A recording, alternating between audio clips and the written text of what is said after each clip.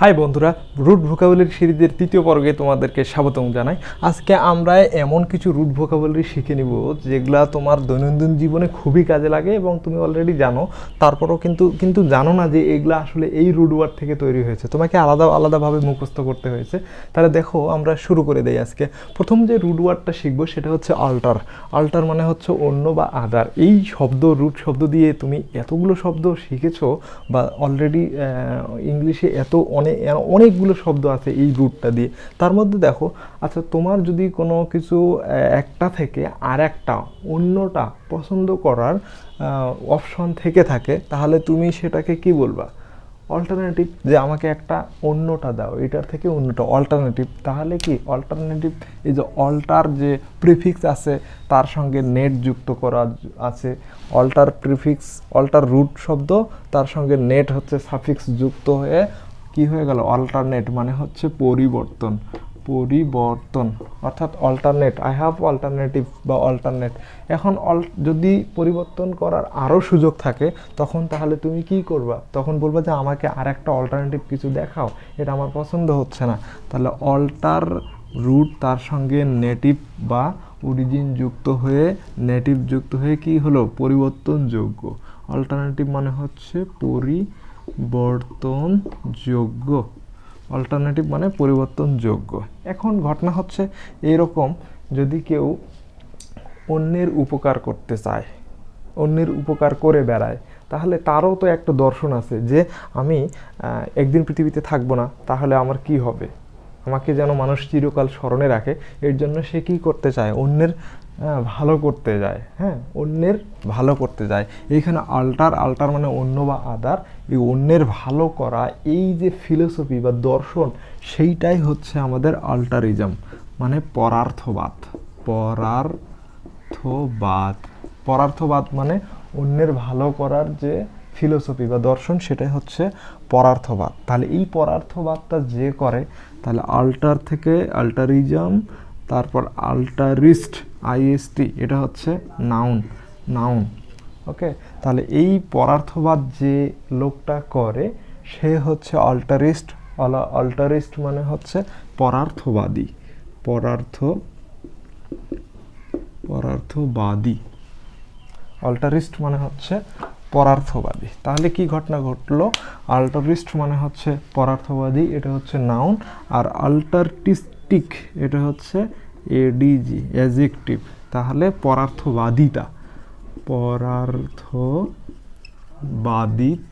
সেটা হচ্ছে অল্টারিস্টিক পারসন। তারপরে দেখো যে এইখানে অল্টার তার সঙ্গে ইগো, এই অল্টার ইগো শব্দটা আমরা আগের প্রথম পর্বে অথবা শুরুর দিকে এই শব্দটা শিখেছি।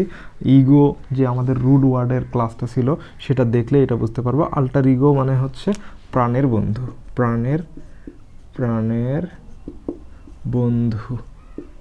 প্রাণের বন্ধু মানে অন্তরঙ্গ বন্ধু। অর্থাৎ ইগো হচ্ছে কি? অহংকার বা আত্মভোলা। কিন্তু অল্টার মানে অন্য, আত্মভোলার বিপরীত। তার মানে কি? অন্যকে নিয়েও যে চিন্তা করে, অর্থাৎ সবার বন্ধু বা অন্তরঙ্গ বন্ধু, যার ভিতর কোনো অহংকার থাকবে না।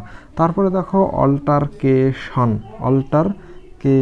অল্টারকেশন হচ্ছে এরকম জিনিস যে মানুষের কি অন্যের কথাবার্তা বা অন্যের এগ্রিমেন্ট বা চুক্তি সম্পর্কে যখন অন্য একটা প্ল্যান থাকে, হ্যাঁ, ধরো যে কোনো কিছু সম্পর্কে একটা চুক্তি হলো, যে দুই পক্ষের মধ্যে একটা চুক্তি হচ্ছে, কিন্তু সেই চুক্তিটাতে, অন্যের চুক্তিতে যে তোমার শর্তগুলো দেওয়া আছে, টার্মস অ্যান্ড কন্ডিশন, সেগুলো যদি কেউ না মানে, তখনই তো তাদের মধ্যে কি ঝগড়াঝাটি হয়ে যায়। তাহলে অন্যের মতবাদ যদি বা অন্যের মনোভাব যদি আমরা না শুনি বা না বুঝি, সেখানে নিজের যদি কোনো মতবাদ থাকে, তখন তাহলে কি হয়? ঝগড়াঝাটি হয় না? এই অল্টারকেশন শব্দের অর্থ হচ্ছে ঝগড়াঝাটি। এইখানে সরাসরি অল্টার শব্দের যে অন্য, সেটার কোনো প্রভাব নেই, কিন্তু এটার প্রভাব ভিতর দিক দিয়ে। দেখো কীরকম, অন্যের মতবাদ যখন আমরা সহ্য করতে পারি না, তখনই তো ঝগড়াঝাটি লাগে, তাই না? এই জন্য অল্টারকেশন মানে হচ্ছে ঝগড়াঝাটি। এটা কিন্তু খুবই গুরুত্বপূর্ণ। সরাসরি অল্টার বা অন্য বা আদার্সের কোনো প্রভাব নেই। এখানে প্রভাব হচ্ছে এরকম, অন্যের মতবাদ বা অন্যের চুক্তি বা অন্যের কথাবার্তা যখন আমরা না মানি বা না শুনি, তখন আমরা কি হয়, ঝগড়াঝাটি তৈরি হয়। তারপরে দেখো অল্টারনেশন মানে হচ্ছে কীরকম, যখন কোনো কিছু কেউ প্ল্যান করে, সেই প্ল্যানের বিপরীতে বা পরিকল্পনার বিপরীতে যখন অন্য কোনো প্ল্যান বা পরিকল্পনা থাকে, তখন মানুষ কি করে, অল্টারকেশন করে না, একটার পরিবর্তে একটা প্ল্যানের পরিবর্তে যখন অন্য আর একটা প্ল্যান থাকে তখনই তো পরিবর্তন করে। এই অল্টারকেশন শব্দের অর্থ হচ্ছে পরিবর্তন। অল্টারকেশন হচ্ছে পরিবর্তন। আশা করি এই বিষয়টা বুঝতে পেরেছো। অল্টার শব্দের অর্থ হচ্ছে আদার রিলেটেড। এই শব্দগুলো সব কিছুই কিন্তু কোনো না কোনোভাবে আদার বা অন্য শব্দের অর্থটা প্রকাশ পাচ্ছে। তো বন্ধুরা, এরকমভাবে আমরা গত 2টা লেকচার নিয়েছি, আমরা 2টা ভিডিও দিয়েছি যেটা রুট ভোকাবুলারি সিরিজের। ভিডিওগুলো কেমন লাগতেছে এবং এই ভিডিওগুলো কেমন লাগতেছে সেটা অবশ্যই কমেন্ট করে জানাও। আর যদি ভিডিওগুলো ভালো লাগে থাকে তাহলে প্লিজ একটা করে লাইক দিও, বন্ধুদের মধ্যে শেয়ার করে দিও এবং প্লিজ সাবস্ক্রাইব করতে ভুলো না আমাদের চ্যানেলটা।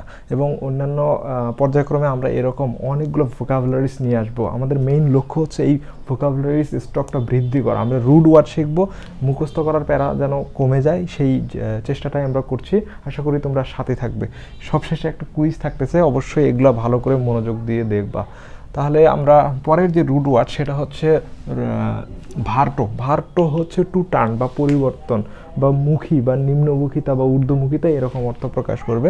তাহলে দেখো ইন্ট্রোভার্ট অর্থাৎ ইন্ট্রো মানে কি, ইন মানে মধ্যে বা ভিতরের দিকে, ভার্টো মানে কি দিকে পরিবর্তন করা। তাহলে ইন্ট্রোভার্ট শব্দের অর্থ হচ্ছে, আবার এরকমভাবেও বুঝতে পারো, কিছু কিছু ছেলে বা মেয়ে আছে সব সময় নিজেকে নিয়ে চিন্তিত থাকে, ঠিক আছে, মানুষের সঙ্গে মেশে না, বেশি কথা বলে না, সবসময় নিজেকে নিয়েই চিন্তা করে যে কি করবে, সে কি তার ভালো কোনটা তার মন্দ কোনটা সেটা নিয়েই চিন্তিত থাকে। তারা হচ্ছে ইন্ট্রোভার্ট লোকজন। অর্থাৎ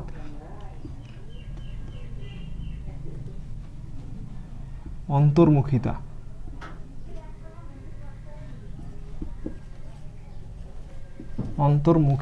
ঠিক আছে, অর্থাৎ নিজেকে নিয়েই যারা সবসময় চিন্তা করে। তার বিপরীত হচ্ছে এক্সট্রোভার্ট, যারা নিজেকে পাশাপাশি বাইরের সব কিছু নিয়েই চিন্তা ভাবনা করে, মন খোলা বা মিশুক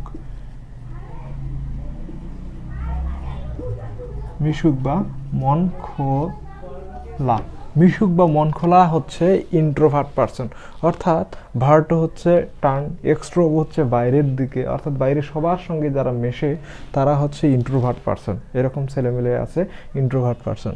কেউ আছে আবার জাতে মাতাল টালে, ঠিক, সে ভালোর দিকেও আছে খারাপের দিকেও আছে। যখন বাসায় থাকে একদম চুপচাপ নিশ্চুপ, বাইরে বের হলে আবার মুখ দিয়ে খই ছুটে যায়, ফুল পরে মুখ দিয়ে, এরকম বিষয়। সেটা হচ্ছে এমবিভার্ট মানে কি, উভয়মুখিতা।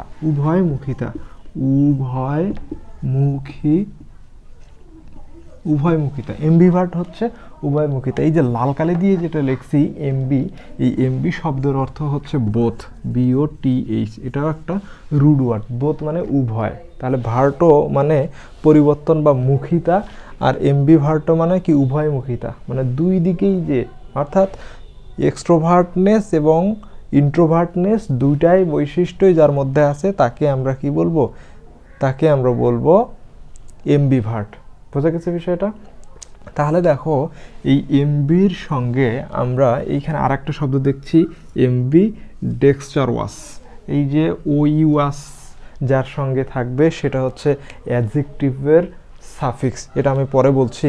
তাহলে এমবি ডেক্সচারওয়াস, এই ডেক্সচারওয়াস বা ডেক্সটারিটি, বা ডেক্সচার, এই ডেক্সচার যে ল্যাটিন রুট ওয়ার্ড, এই শব্দ থেকে আসছে এমবি ডেক্সচারওয়াস বা ডেক্সচারওয়াস বা ডেক্সটারোইটি। ওকে, এই ডেক্সচার শব্দের অর্থ হলো আমাদের ডান হাত বা চালাক বা স্কিল, SKILL, স্কিল বা দক্ষতা, ঠিক আছে। ডেক্সচারওয়াস ল্যাটিন শব্দ, এইটার অর্থ হচ্ছে স্কিল বা দক্ষতা। এটা হচ্ছে ল্যাটিন, এটার একটা ফ্রেঞ্চ রুট আছে, ফ্রেঞ্চ রুট হচ্ছে ড্রোইটস, ঠিক আছে। ড্রোইট হচ্ছে কি, দক্ষতা বা ডান হাত। ঠিক আছে। এইখান থেকে এইটার আর একটা ওয়ার্ড খুব বেশি ব্যবহৃত হয়, সেটা হচ্ছে অ্যাডোরিট, ADROITNE, অ্যাডোরিটনেস মানে চালাক বা চতুর, চতুর অর্থাৎ ডান বিষয়টাকে কিন্তু ভালো বা স্কিল এরকম আমরা প্রকাশ করতে পারি। আচ্ছা, তোমরা কি লক্ষ্য করেছো কেউ কখনো যদি কোনো কিছু থেকে জিতে যায়, ধরো যে কেউ পাঞ্জা লড়তেছে অথবা ফুটবল খেলতেছে বা খেলার পরে উইন হওয়ার পরে সে এইভাবে করে ইয়েস ইয়েস ইয়েস, এর মানে কি ডান হাত দেখায়, এই শক্তিশালী মুষ্টিটা দেখায় কেন? তার মানে শক্তি বোঝায় অথবা স্কিল বোঝায়, দক্ষতা বোঝায়, চালাক। কেউ তো কখনো বাম হাত দিয়ে করেনি যে ইয়েস ইয়েস করেছে, আমার মনে হয় না, আমি দেখিনি, তোমরা যদি দেখে থাকো তাহলে বলিও। সবসময় কিন্তু ডান হাত দিয়ে করে যে ইয়েস ইয়েস ইয়েস, শক্তি, এটা অর্থাৎ শক্তি বা দক্ষতা, কাজের স্কিল, এইটাকে বোঝায়। তাহলে অ্যাডোরিড হচ্ছে কি ফ্রেঞ্চ রুট ওয়ার্ড, আর ডেক্সার হচ্ছে ল্যাটিন রুট ওয়ার্ড, এটাকে ডান হাত বা স্কিলফুল বা শক্তিশালী বিষয়টা বোঝায়। তাহলে সেইখান থেকে দেখো ডেক্সার মানে যদি স্কিল বা দক্ষতা বোঝায়, ডেক্সার এইটি হচ্ছে কি দক্ষতা, ঠিক আছে, দক্ষতা। ডেক্সারওয়াস হচ্ছে অ্যাডজেক্টিভ, তার সঙ্গে যুক্ত আছে এমবি ডেক্সারওয়াস, মানে ডেক্সারওয়াস হচ্ছে কি ডান হাত, এমবি ডেক্সারওয়াস। এইখানে আর একটা বিষয় দেখো, গুস বা সিনিস্টার, সিনিস্টার, এই দুইটা শব্দই হচ্ছে বাম হাত, বাম হাত। এটার অ্যান্টোনিমস মানে বিপরীত শব্দ হচ্ছে ডান হাত। এইখানে দেখো সিন থেকে সিনিস্টার আসছে, সিন মানে পাপ বা খারাপ, অর্থাৎ বাম হাতকে মূলত খারাপ হিসেবেই বিবেচনা করা হয়। এইখানে গৌস, তার অর্থও কিন্তু বাম হাত বা অদক্ষ, এইখানে অনাড়ি অর্থ প্রকাশ করবে, অনাড়ি, অনাড়ি। অনাড়ি বলতে আমরা বুঝি যাদের হাতের কাজ ভালো না, যেমন ধরো সে অনাড়ি কারিগর, হ্যাঁ, অর্থাৎ তার হাতের কাজ ভালো না, হাতুড়ি ডাক্তার যেরকম সেরকম অনারি কারিগর, অর্থাৎ যাদের হাতের কাজ ভালো না, ডান হাত দিয়ে যে কাজটা আমরা করব সেটা খুব ভালো হবে, আর বাম হাত দিয়ে যে কাজটা করি সেটা কিন্তু ততটা, যারা বাম হাতে অভ্যস্ত তাদের চেয়ে একটু খারাপ হবে। যেমন বাম হাত দিয়ে আমরা খাবার খাই না, তারপর বাম হাত দিয়ে ঢিল ছুটতে পারি না, কারণ বাম হাতের নিশানা ভালো হয় না, ডান হাতের নিশানা ভালো হয়। তাহলে বাম হাত বলতে অনারি বা এটা হচ্ছে কি পাপ বা খারাপ বুঝায়, তার বিপরীত হচ্ছে কি ডান হাত, ডান হাত, ডান হাতকে দক্ষতা বোঝায়। আর এইখানে দেখো এমবি ডেক্সারওয়াস, এমবি মানে উভয়, এমবি মানে কি উভয়। তাহলে এইখানে এরকম অর্থ প্রকাশ করতেছে যার দুই হাত সমানভাবে চলে। বাংলায় একটা প্রবাদ আছে, তাকে বলে সব্যসাচী। তাহলে এমবি ডেক্সারওয়াস শব্দের অর্থ হচ্ছে সব্যসাচী, সব্যসাচী, অর্থাৎ ডান হাত এবং বাম হাত দুই হাতটাই যার সমানভাবে চলে সে হচ্ছে সব্যসাচী। আর এইখানে দেখো বাংলায় একটা প্রবাদ আছে, সেটা হচ্ছে ডেক্সারওয়াস মানে ডান হাত। ডান হাতের ব্যাপার বলতে কি আমরা খাওয়া দাওয়াকে বুঝি, আর বাম হাতের ব্যাপার বলতে কি চালাকি বা ঘুষ বা হাত টান, হ্যাঁ, হাত টান বা চুরির অভ্যাসকে বোঝায়। বোঝা গেছে বিষয়টা? তাহলে আমি আশা করছি বিষয়টা তোমাদের ক্লিয়ার হয়েছে। তো এইখানে যে বিষয়টা বললাম যে এই যে যেমন দেখো আস, আস যুক্ত আছে, এটা হচ্ছে কি এই সাফিক্সটা যে শব্দের সঙ্গে বা পিছনে যুক্ত থাকবে সেটা মূলত অ্যাডজেক্টিভ হয়, যেমন ফেমাস, পপুলাস, ওকে। তারপর এই যে টিওয়াই যেটাতে যুক্ত থাকে সেটা আবার নাউন হয়, টিওয়াই যুক্ত থাকলে সেই ওয়ার্ডটা নাউন হবে, আর এটা অ্যাডজেক্টিভ হবে, এডি যে অ্যাডজেক্টিভ হবে। যেমন ভ্যারাইটি, ওকে, টিওয়াই আছে, ভ্যারাইটি, প্রায়োরিটি, ওকে, প্রায়োরিটি, এরকম অনেকগুলো শব্দ আছে, এগুলো আমরা পরবর্তীতে একটা ক্লাসে তোমাদের বোঝানোর চেষ্টা করব। তো এখন আমি কিছু দুটা কোয়েশ্চেন বলি, যে তোমাদের কার কার মনে আছে যে ভার্টো শব্দের বাংলা অর্থ কী, অল্টার শব্দের বাংলা অর্থ কী, এবং এমবি শব্দের, হ্যাঁ, এমবি শব্দের বাংলা অর্থ কী, সেটা কমেন্ট করে জানাও। আর প্লিজ বন্ধুরা, ভিডিওটা ভালো লাগলে প্লিজ লাইক, কমেন্ট, শেয়ার করো এবং সাবস্ক্রাইব করতে ভুলো না। আর যারা সাবস্ক্রাইব করেছো তাদেরকে অসংখ্য ধন্যবাদ। তুমি যদি এটাই প্রথম দেখো তাহলে আমার ভোকাবুলারি সিরিজের প্রথম যে ক্লাসটা আছে সেখান থেকে দেখতে দেখতে আসো। আস্তে আস্তে আমরা প্রথমের দিকে খুব সহজ শব্দগুলো দিয়েছি, এখন আস্তে আস্তে একটু কঠিনের দিকে যাচ্ছি। কিন্তু যতই কঠিন এবং সহজ দেই না কেন, তোমার মুখস্থ করতে হবে না, জাস্ট একটু বুঝবা এবং মনোযোগ দিয়ে দেখবা আমার ভিডিওগুলো, দেখবে যে আস্তে আস্তে তোমার ভোকাবুলারি স্টকটা অনেক বৃদ্ধি পেয়েছে। আজকে আমরা বেশ কিছু শব্দ শিখে ফেলেছি। ঠিক আছে, থ্যাংক ইউ।